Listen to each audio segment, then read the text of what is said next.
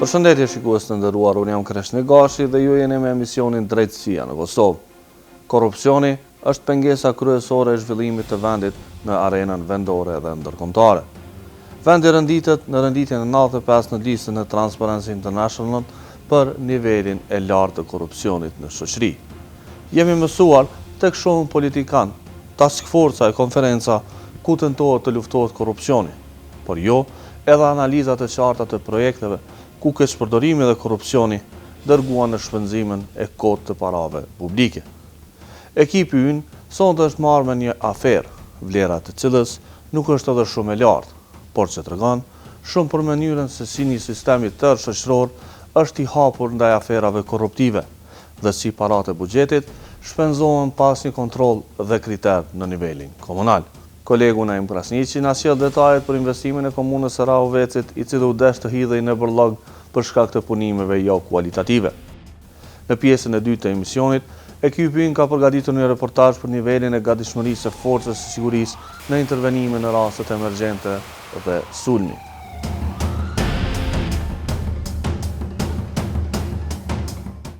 Përshëndetje shikues të nderuar, jemi në trekëndshin që i lidh fshatrat Çifllak, Dobidol dhe Pollush të komunës së Rahovecit. Arsyeja pse jemi sot këtu është se para pak ditësh është mbuluar me dhe një dyshim për keqpërdorim të fondeve publike nga ana e komunës së Rahovecit. Një pjesë e investimeve në rrjetin e ujësjellësit që do furnizonte 5 fshatrat me ujë të pijes ka shkuar huq. Në vitin 2012, kompania Anex, e përzgjedhur nga komuna e Rahovecit, kishte vendosur gypa për ujësjellës, por të njëjtit është dashur të ndrohen këtë dimër për shkak të cilësisë së punimeve. Një pjesë e këtij rrjeti është ndëruar në vitin 2015. Projekti që pritet të furnizonte me ujë banorët e fshatrave Kramovik, Çifllak, Dobidol, Pollush e Gurikuq, i kishte kushtuar buxhetit të komunës së Rahovecit hiç më pak se 412.000 euro.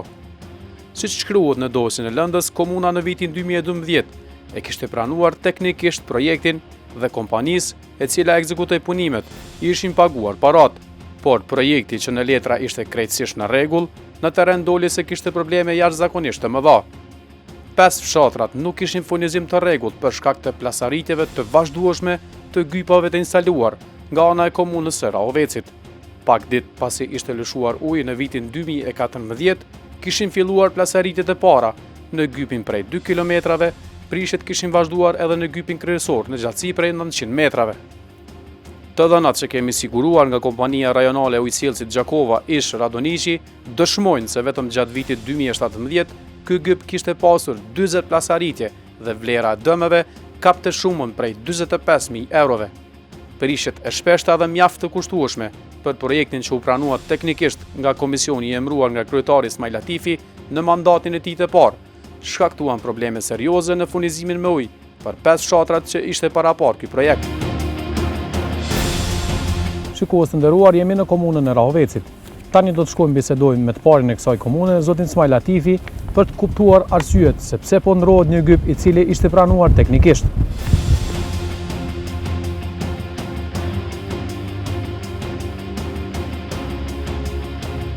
Kryetar, çka është puna e rrjetit të ujësjellësit në fshatrat Çifllak, Dobidol? Po, është një projekt që është bërë zhurmë e madhe, ka nis nga 2008 është iniciuar. Fjala është sigurisht për projektin i cili është titulluar, është cilësuar projekti i furnizimit me ujë të pishëm për 5 fshatra të komunës tonë: Çifllak, Dobidol, Pollush, Kramovik dhe Gurikuq. Pse është ndru para 2-3 ditësh ai gyp? Me siguri më të madhe mund të ketë ndikuar edhe synimet në rritje për të rritur kapacitetet ose për të zgjeruar kapacitetet e furnizimit me ujë edhe në 2 vendbanime të tjera. Sa është gjatësia e komplet rrjetit në fazën e dytë? Prej ku fillon deri ku përfundon gypi kryesor? Sa është gjatësia? 900 diçka metra, nuk e di saktë. Se po ndrohet ai gyp prej 900 metrave? Po e them me bindje se fjala është për ndryshim të projektit me qëllim që të përmbushen synime të tjera të KRU Gjakovës. Banorët po na thonë se ka pas probleme tjera, ai gyp ka pëlqit vazhdimisht. Po ka pëlqit për shkak se është rrit kapaciteti i furnizimit, ndërkohë që gypi nuk i ka përmbajt ato nuk i përmbush kërkesat e zgjerimit të rrjetit, sepse po flasim, është futur edhe Rakovina, njëkohësisht s'ka pas ujë në Polluzhë edhe deri vonë s'ka pas ujë as në Gurit Kuq. Pse është instaluar një gyp i cili nuk ka mujtë me furnizu as 5 fshatrat për fazën e parë? Po sepse ujë në fshatrat 6 edhe 7 në pastaset nuk ka shku ende. Po nuk ka shku as në Polluzhë. Të merrem i vesh. Projekti ende s'është përfundu, as për 5 fshatra. Edhe po i bën që gypi po duhet mundru ende pa u përfundu projekti, po duhet mundru gypi për së sepse po ka kërkesa për zgjerim të projektit. Ky gyp i cili është ndru këto ditë, në kohën e kujt është vendosur, në kohën e qeverisë suaj apo në kohën e paraardhësit apo vartësit? Ky gyp është vendosur në kohën kur kemi qeverisur ne. Shikues të nderuar, kryetari Ismail Latifi na tha se arsye e ndrimit të gypit është se rrjeti është zgjeruar nga 5 në 7 fshatra. Ne do të shkojmë bisedojmë edhe me përfaqësuesit e KRU Gjakova, ish Radoniqi, për të kuptuar arsyet e vërteta të ndrimit të këtij gypi.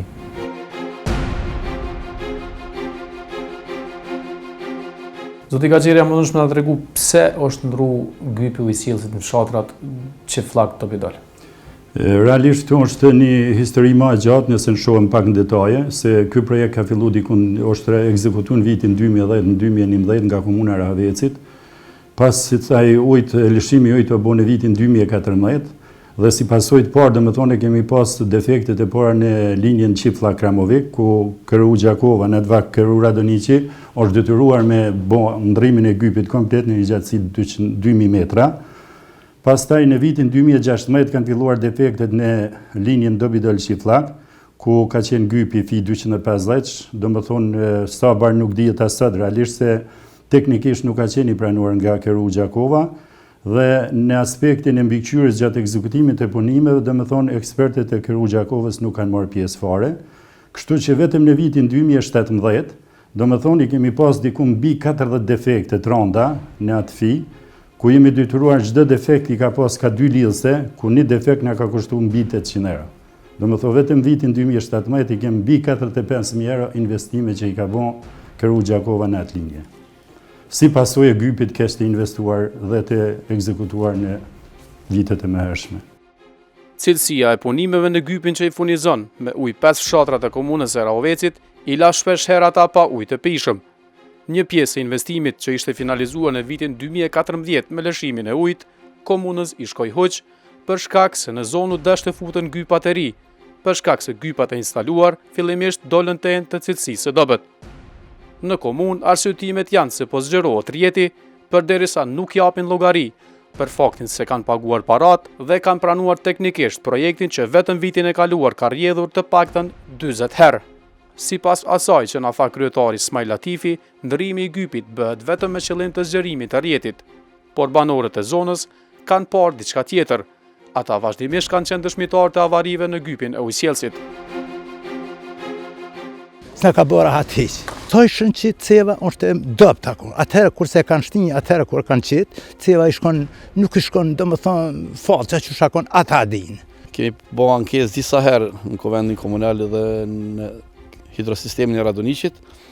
Mirë po, ata kanë thënë kinë se ceva që është qitë për para, ka qenë një material thuja që nuk ka qenë, ose jashtë përdorimit, por punë kryerësi s'ka qenë i ndërgjegjshëm dhe kështu që e kanë gjitë ata.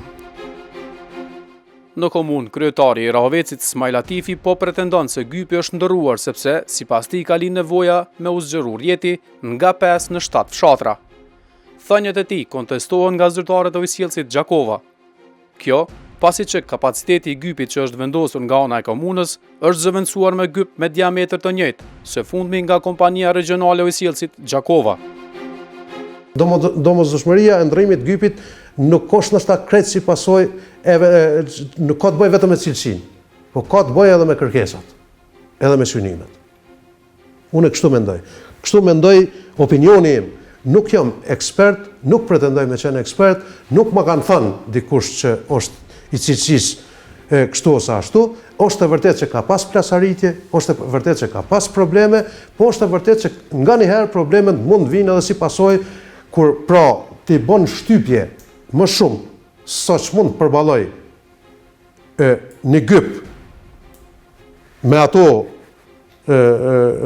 ato përmasa ose dimensione që ka, atëherë edhe plasaritjet mund t'jenë, domethënë, ose dëmtimet e gypit mund t'jenë të pashmangshme. Drejtori në komunë po na thonë që jo gypin është dashur me ndru se i kena planifikuar për 5 fshatra e tash po dojna me bën 7 e ky që i kena qitë atëherë nuk po i çon ujin në 7 po veç në 5. Nuk pajtona me këtë mendim për arsye që ne të njëjtën masit gypit ka qenë fi 250 edhe ne e kemi vendosur fi 250. Domethënë kapaciteti i këtij gypi fi 250 jo për 5 fshatra por edhe për 10 fshatra mjafton.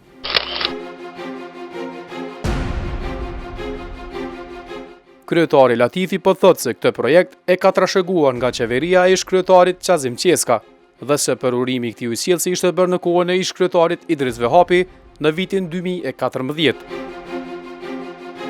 E kemi trashëguar nga qeverisja e Partisë Demokratike të Kosovës, projekti është hartuar nga qeverisja e Partisë Demokratike të Kosovës dhe projekti është trashëguar nga qeverisja Qeska.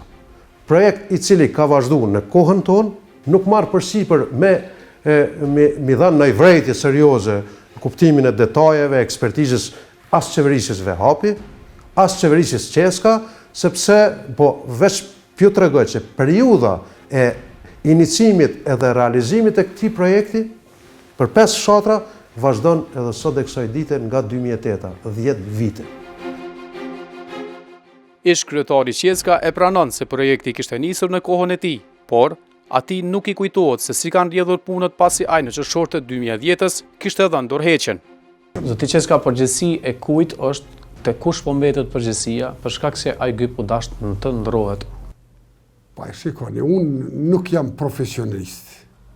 A keni ju përgjegjësi si ish-kryetar projekti i cili ka nisur në kohën e juaj? Po shikoni, përgjegjësia ime mund të jetë për shembull deri në momentin e iniciativës.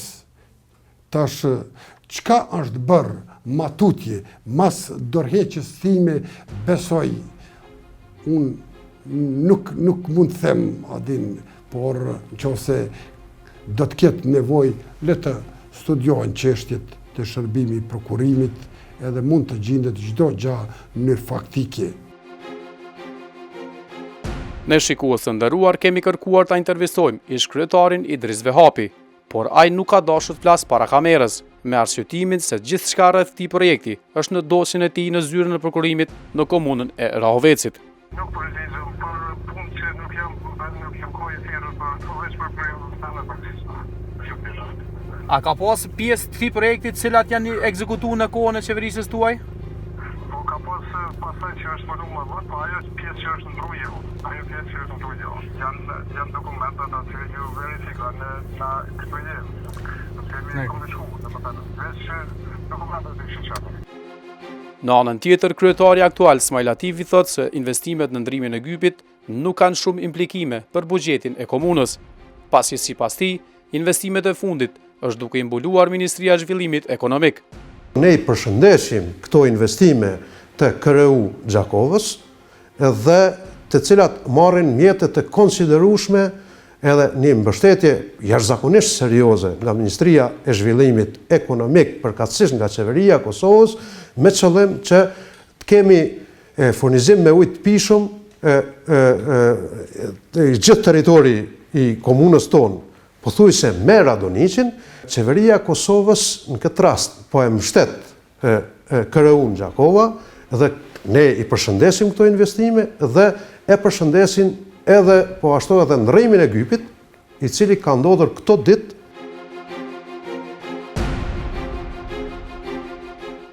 Shikues të nderuar, ne i kemi pyetur zyrtarët e Ministrisë së Zhvillimit Ekonomik për këtë gjë.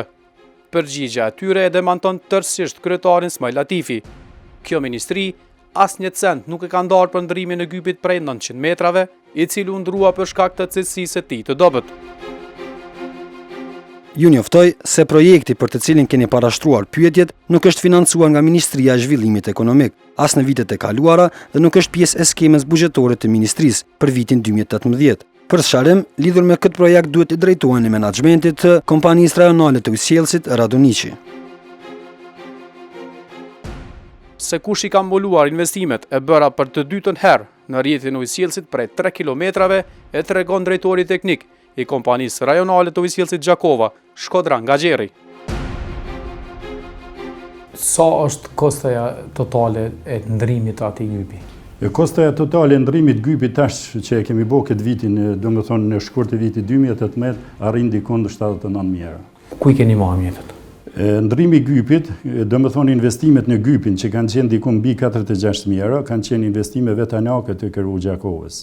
Ndërsa punë tjera shtesë, do të thotë involvimi i skipave, bagerave, fuqisë punëtore, lidhëseve tjera, do të thotë gjitha janë për momentin në implikimin financiar të KRU Gjakovës, por ne kemi një marrëveshje me komunën e Ravecit, domethënë që është bën mandatin e kaluar, që çdo projekt që investohet në komunën e Ravecit duhet të participohet 49% komuna e Ravecit, 51 kompania. A ju kanë pyet ndonjëherë komuna e Ravecit se a jena të bë mirë këtë punë apo jena të bë keq? Jo, realisht e ceka edhe më herët, domethënë gjatë ekzekutimit të punimeve komplet në linjën e anadrinit, KRU Gjakova, inxhinierët tanë, stafi që kemi na shumë ekspert me përvojë, domethënë zyrën për planifikim dhe zhvillim, nuk ka qenë involvuar kurrë dhe e ftuar për të marrë pjesë. Pra, shikues të nderuar, në rrjetin e ujësjellësit për 5 fshatrat e anadrinisë u desh të investohet për të dytën herë. Arsyeja sipas asaj që na thanë zyrtarët e ujësjellësit Gjakova është se gypi që vendosi komuna e Ravecit ishte i dobët. Ne shikues të nderuar kemi kontaktuar edhe kompaninë Anex, që ishte kontraktuar nga ana e komunës për ta instaluar të gyp. Ja çfarë thuhet në përgjigje të tyre me shkrim. Ne nuk kemi në dieni për plasaritjen e gypave dhe nuk kemi informuar nga autoriteti kontraktues Komuna e Ravecit për plasaritje të tilla. Nuk kemi pasur vërejtje nga organi mbikëqyrës dhe të gjithë projektin e kemi realizuar në mbikëqyrje dhe konsulta me organin mbikëqyrës. Ne nuk kemi informata në lidhje me plasaritje dhe ndërrim të gypave në rrjetin e ujësjellësit. Punëdhënësi Komuna e Ravecit nuk na ka informuar për këtë gjë. Nuk mund të themi asgjë pa pasur informata nga Komuna e Ravecit. Gypat kanë qenë të instaluar sipas projektit. Pagesa na është bërë afro 412.000 euro. Siç e cekëm më lart, ne nuk e kemi pasur këtë informacion për plasaritjen e gypit. Këtë e dëgjuam nga ana juaj. Në dosje të këtij projekti shihet se hartimin e tij e kishte bërë kompania projektuese 3L Ing. Sipas asaj që kemi ulumtuar në terren, del se kjo kompani për të hartuar këtë projekt ishte kontraktuar nga përfaqësuesit e 5 fshatrave dhe i njëjti projekt më pas i ishte dorëzuar komunës së Rahovecit. Siç shihet në dosje, kjo kompani përveç hartimit të këtij projekti ka patër përgjegjësi edhe të mbikëqyr punimet gjatë ekzekutimit nga ana e kompanisë tjetër Anex. Por Sali Fazliu, përfaqësues i kompanisë projektuese, thotë se në pjesën e dytë ku është ndërruar gypi, ata nuk kanë mbikëqyrë punimet, pasi sipas tyre nuk janë ftuar nga askush ta bëjnë një gjë të tillë. Zoti Fazliu, a mundesh më na tregu sa bar ka qenë para pam të instalohet gypi në fazën e parë dhe në fazën e dytë e projektit. Domethënë këto janë pjesë e projektit, nuk më kujtohen, por një gjë di që ne kemi qenë si kompani kemi qenë të thirrur ta bëjmë mbikëqyrjen e fazës parë. Domethënë prej pikës kyçës deri në fshatin Dabidol dhe për atë fazë si të them japin përgjegjësi tonë jetën. Zoti Fazliu, ne kemi këtu një raport të komunës, dokument zyrtar, edhe këtu po na figuron që edhe në fazën e dytë kompania ju i ka qenë mbikëqyrëse e punimeve në bazë të kontratës. Fazën e dytë? Jo, s'kemi qenë. Ky dokument po na thot ashtu, keni qenë mbikëqyrës apo jo? Edhe të fazës së dytë. Jo, s'kemi qenë. Kush i ka mbikëqyrë punimet në fazën e dytë? S'kemi ngjarje për pjesë. Ne kemi mbikëqyrë vetëm fazën e parë. Gypin transportues deri në Dabilol që tash. Në 4.2 kësaj kontrateje flet për mbikëqyrësin e punimeve, edhe në këtë rast është emri i kompanisë uji që jeni mbikëqyrës të punimeve. Ju lutem.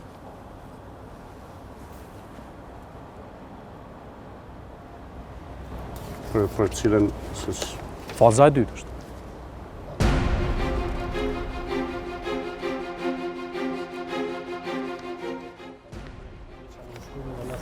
Dokumenti është të sarojmë pse është kjo kështu. Për bes nuk e di. A ka në nënshkrim të kompanisë tonë?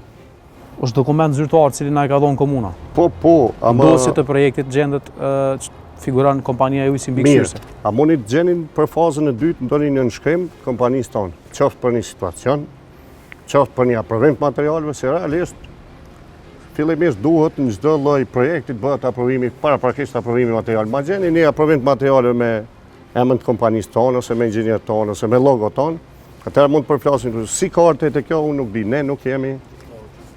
Çka i bën kjo? Domethënë emri i kompanisë po figuron si kompani mbikëqyrëse. Çka i bën kjo? Po s'është puna ime, ma mirë ndoshta është mirë me pyet ata që i kanë shkruar. Se kam të qartë. Nuk jam gjarë. A keni më i pyet ju tash? Për çka është emri i juaj? Normalisht do t'i thrasim me pyet, po ne edhe ata dinë, ne e dimë, të gjithë e dinë që ne s'jemi përgjegjës për fazën e dytë, sepse s'kemi bërë asnjë ditë mbikëqyrje aty.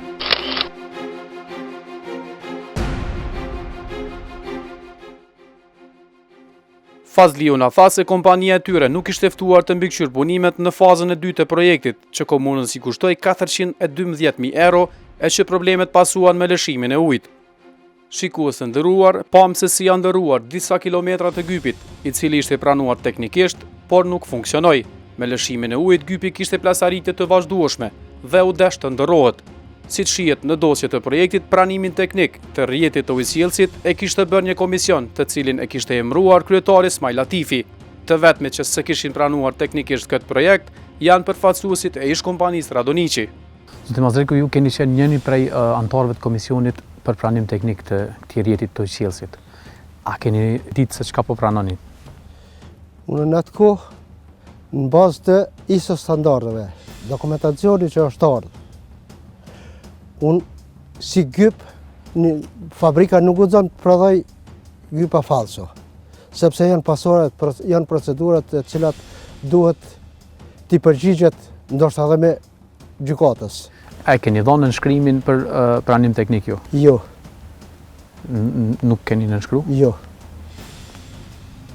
Mazreku, ne kem pa në dosje që figuron edhe emri, mbi emri dhe nënshkrimi juaj. Unë personalisht nënshkrimi jam nuk figuron, nuk kam dhënë nënshkrim. Por shikues të nderuar, siç shihet në raportin e Komisionit për Pranim Teknik, zoti Mazreku kishte dhënë nënshkrimin e tij se gjithçka është në rregull me projektin.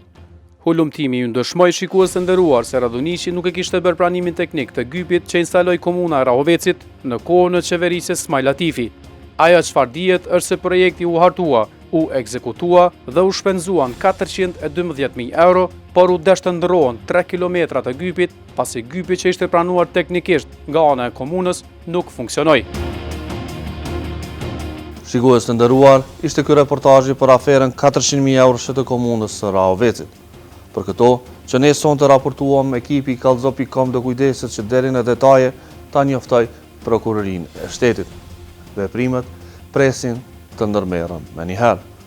Siç u njoftuam edhe në fillim të emisionit, sonte do të transmetojmë edhe një reportazh për nivelin e gatishmërisë së forcës së sigurisë për të reaguar në situata konkrete.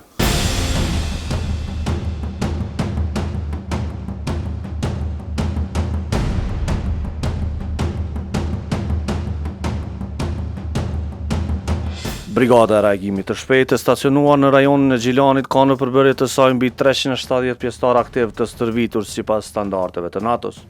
Brigada është stacionuar në një kazemë të renovuar dhe e cila sipas zyrtarëve përmbush nevojat për trajnime dhe zhvillim të aktiviteteve fizike dhe ushtrimeve të ndryshme në situata krizash. Për pjesëtarët, puna e parë në nisjen e ditës është përgatitja për ngritjen e flamurit të Republikës. Ushtarët duhet të jenë të veshur mirë dhe konform procedurave për të nderuar flamurin. Eprorët sigurohen që secili është në vendin e tij dhe i gatshëm për nderin për flamurin. Bataljoni vini re! Sipas njësive distancë ngushtë, rreshto! Udhëhecë njësive, merrni komandën për inspektim dhe raportoni.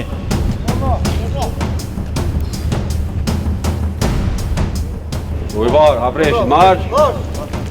Vend qetëso. Ska dhe farë, vedi, tuk.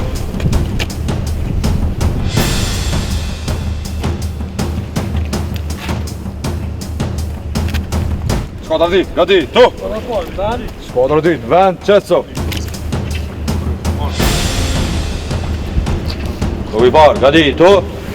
Gullreshin, marsh! Vend, qetso! Skuadra drejt, vend, qetso! Zotri kapitan, kompania një është e kashme për mbritin e flamurit.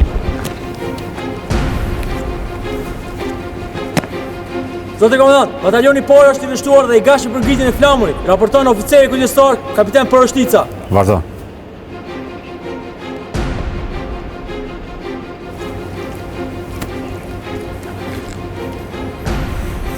Flamurtar, për ngritjen e flamurit. Përpoja!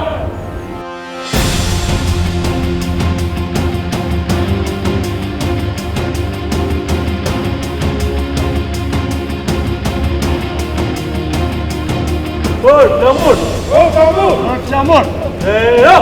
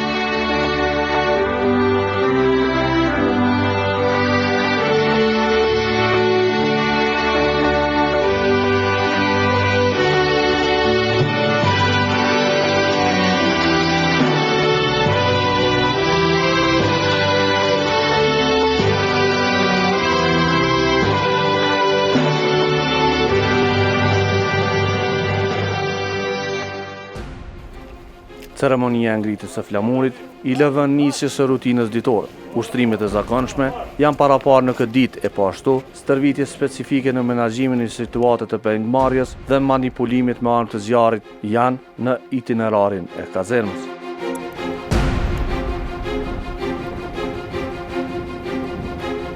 Një, dy, tre, një, dy, tre. E pajisur me mjetet të rënda, deri në autoblinda, brigada e stacionuar në Gjilan është përgjegjëse për mbulimin e pjesës më të madhe të vendit, përfshirë kryeqytetin. Përgjegjësia është e lartë dhe njësia duhet vazhdimisht të jetë në gatishmëri për të ndërhyrë në situata krizash. Për të arritur këtë synim, trajnime deri në limitet e fundit janë përcaktuar për pjesëtarët dhe eprorët.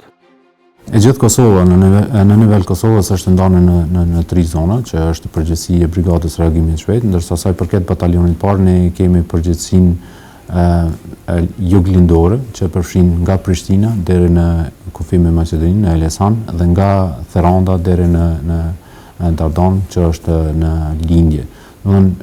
Kjo është një prej zonave më të mëdha që ne përfshim, të janis jo vetëm në aspektin e territorit, por edhe në aspektin e popullsisë, të pas parasysh që Prishtina është gati thuajse 1/3 e popullatës së Kosovës.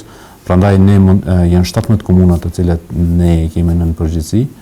Prandaj ne mundohemi që të kemi komunikim me gjitha këto komuna dhe të harmonizojmë planet tona dhe kërkesat e tyre dhe të mundohemi që të dalim në ndihmë të gjitha këtyre komunave të cilat ne I kemi në kuadër të zonës tonë përgjithësisë. Ne gjithmonë trajnohemi bazuar në udhëzimet dhe komandat që ne jepën manalt. Bazuar edhe në misionin që na jepet, ne trajnohemi dhe përgatitemi për të zbatuar atë mision.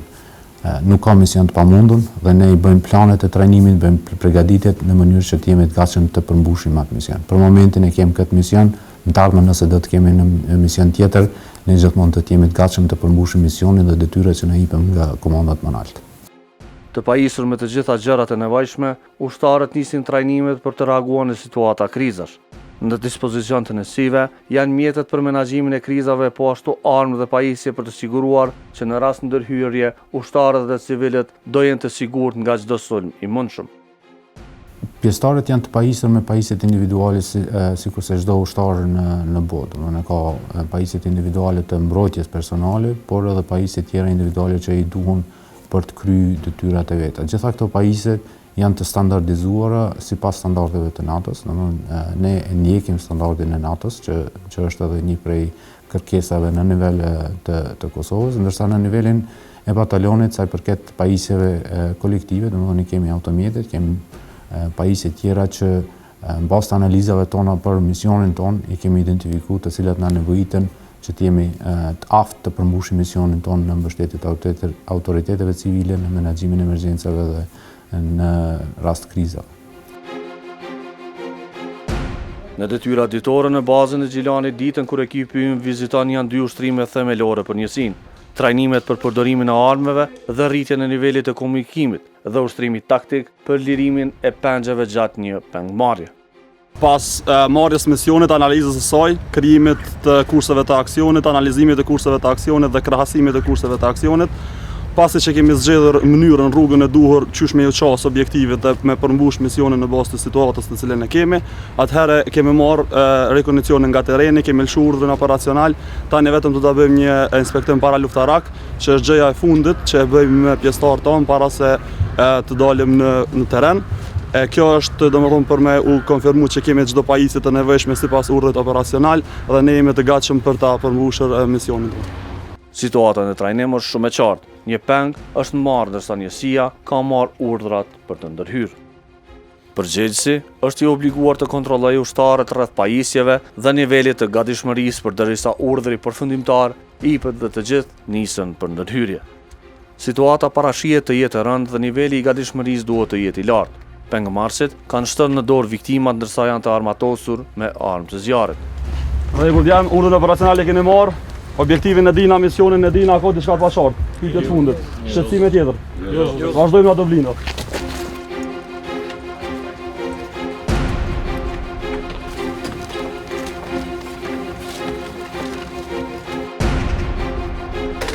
Në pak sekonda ushtarët janë në autoblinda derisa ndërhyrja deri në vendin e ngjarjes stimulohet si në një rast të vërtetë.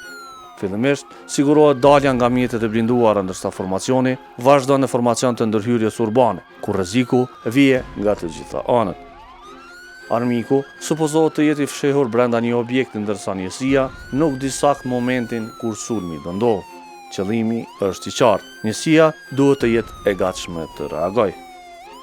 Detyra e parë është ndërhyrja dhe veprimi në situata të luftimit nga distancat e afërta. Në rastet e tilla, saksia dhe përgatitja fizike janë jetike për ushtarët dhe pengjet.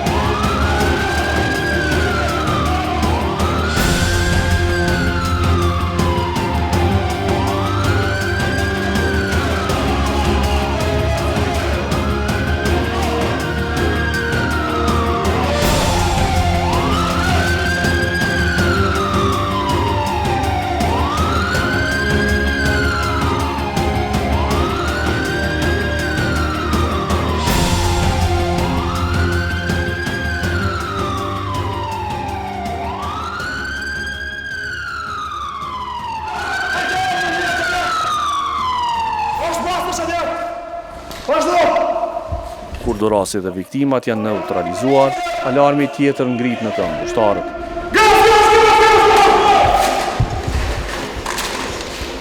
Një alarm për sulm gazi kërkon reagim të menjëhershëm.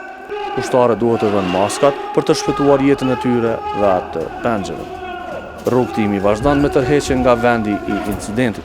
Procedurat për të tërhequr janë të ngjashme me ato të hyrjes, secili ka detyrën e vet të mbulimit nga sulmet eventuale.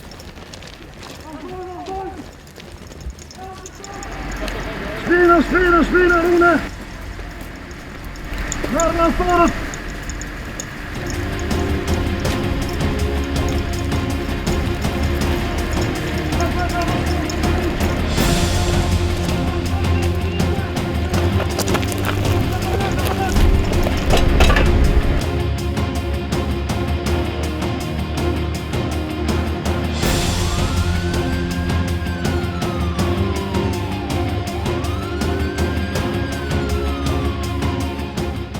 Shikues të nderuar, ishte ky reportazhi për seriozitetin e luftës kundër korrupsionit dhe gatishmërinë e forcës së sigurisë. Ne kaq kishën përsonte. Ju mund të na shkruani në kallzo.com. Unë tani po ju lë me rubrikën Policia dhe deri të premten e ardhshme nga unë Kreshni Gashi. Mos e shkeni ligjin.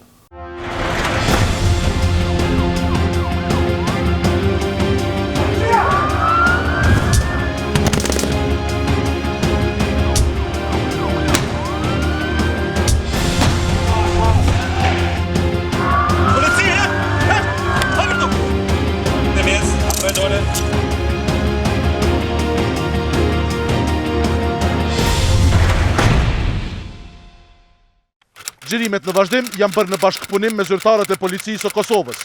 Personat e paraqitur në këtë pamje janë plotësisht të pafajshëm, përderisa të dëshmohet e kundërta me vendim të plotfuqishëm të organeve të drejtësisë.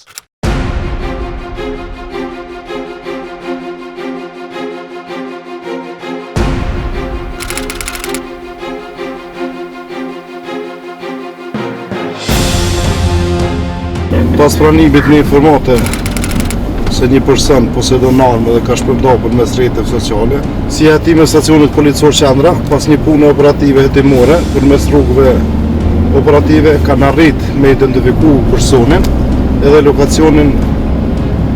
Tani jemi në drejtim të lokacionit për të kryer një kontroll rreth armës e cila është postuar. Gjitha këto ndërmarrën në koordinim me prokurorin edhe me urdhër verbal edhe nga gjyqtari procedurës paraprake. Charlie Baza, Charlie 3. Charlie 3.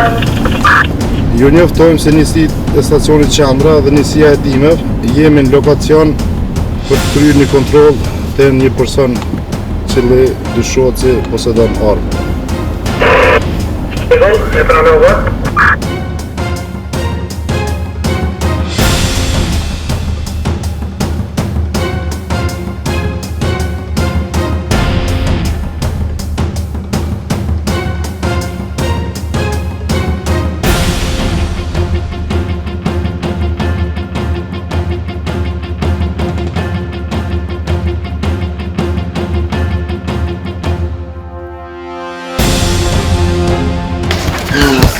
Kemi një informant, gjalli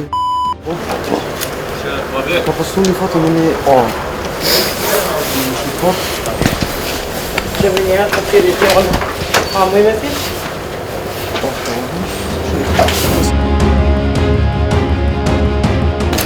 Onë me është të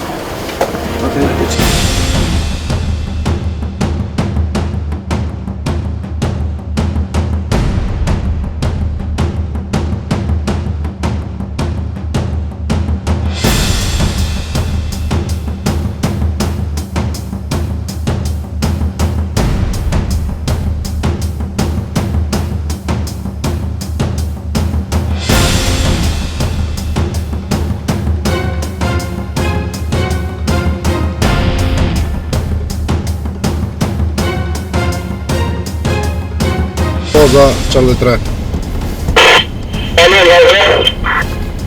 Ju njoftojmë se kontrolla në lokacionin ku ishim nisë pak më herët ka rezultu pozitiv, është gjetë dhe është konfisku arma cila është ekspozu.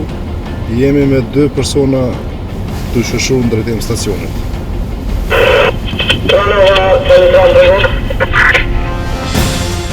Është vërtetu që arma cila është ekspozu në fotografi është arma cilën e ka posedu personi shtëpia të cilit veç është kontrollu, është gjetë ajo armë edhe 8 pluma. Personi do të thotë ka qenë shumë kooperativ me policinë dhe e ka dorëzuar në mënyrë vullnetare edhe armën. Gjithçka ka përfunduar në rregull, tash jemi në drejtim stacionit për procedurë lëndës edhe në konsultim me prokurorin dhe vendosim për procedurat.